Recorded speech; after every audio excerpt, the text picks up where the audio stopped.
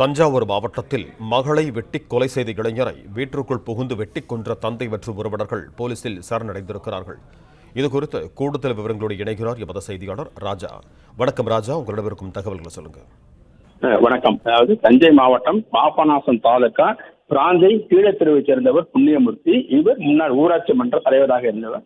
இவருடைய மகள் காவியா. இவர் அதே பகுதியைச் சேர்ந்த அதே பகுதியைச் சேர்ந்த அஜித்குமார் என்பவர் காதலித்ததாக கூறப்படுகிறது. இந்த நிலையில் காவியா தொடக்கப்பள்ளியில் பகுதி நேர ஆசிரியராக பணியாற்றி வந்தார்.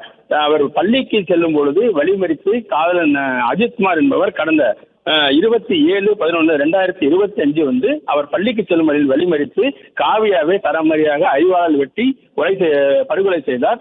இதனை அடுத்து அஜித்குமார் கைது செய்யப்பட்டார். கைது செய்யப்பட்ட அஜித்குமார் ஒரு மாதத்திற்கு முன் ஜாமீனில் வெளிவந்திருக்கிறார்.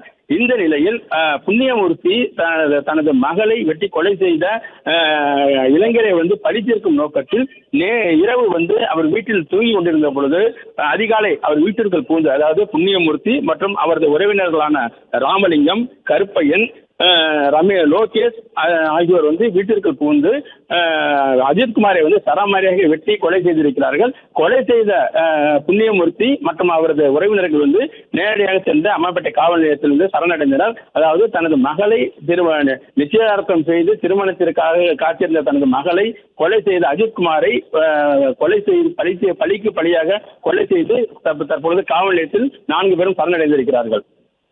பிளே ஸ்டோர் மற்றும் ஆப் ஸ்டோரில் இருந்து பாலிமர் செயலியை QR கோடு மூலம் பதிவிறக்கம் செய்யுங்கள்.